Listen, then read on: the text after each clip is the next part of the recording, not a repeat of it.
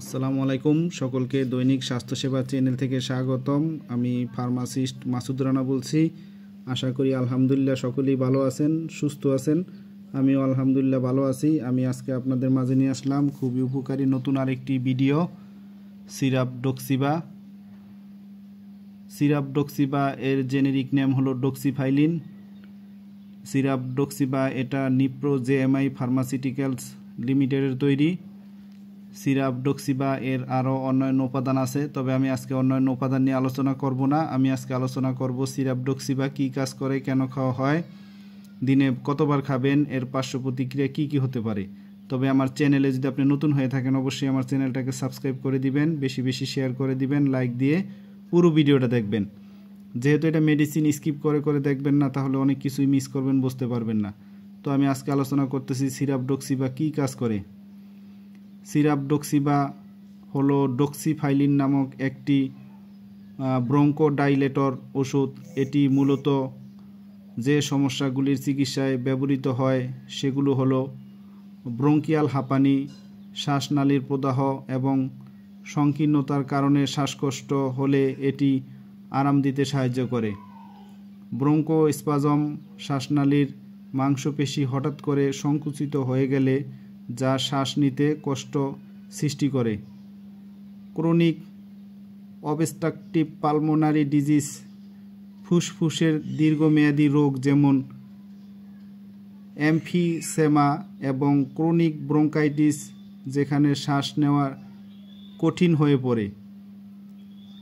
Spastic bronchial উপাদানের সাথে pulmonary রোগ যেমন ফুসফুসের অন্যান্য রোগ, সেখানে শ্বাসনালীর সংকোচন একটি সমস্যা।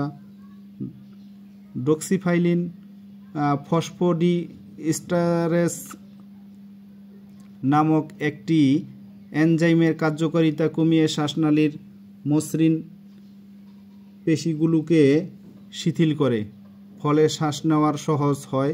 এটি থিওফাইলিনের থেকেও গঠনগতভাবে ভিন্ন এবং কিছু ক্ষেত্রে এর পার্শ্ব প্রতিক্রিয়া কম হতে পারে বলে মনে হয়।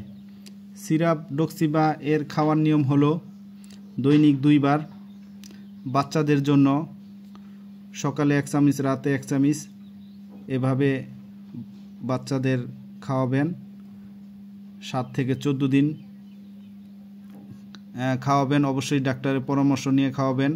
আর সঠিক ডোজ হলো বাচ্চার বয়স, ওজন এর উপর ভিত্তি করে ডোজ নির্ধারণ করা হয়।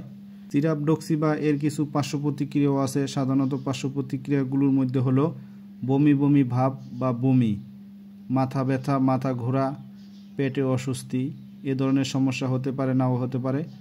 গুরুতর কোনো পার্শ্ব প্রতিক্রিয়া মনে করে থাকলে অবশ্যই ডাক্তারের পরামর্শ নেবেন। আর সব ওষুধ খাওয়ার আগেই একজন ডাক্তারের পরামর্শ নিয়ে সেবন করাটাই ভালো। তো সকলেই ভালো থাকবেন, সুস্থ থাকবেন।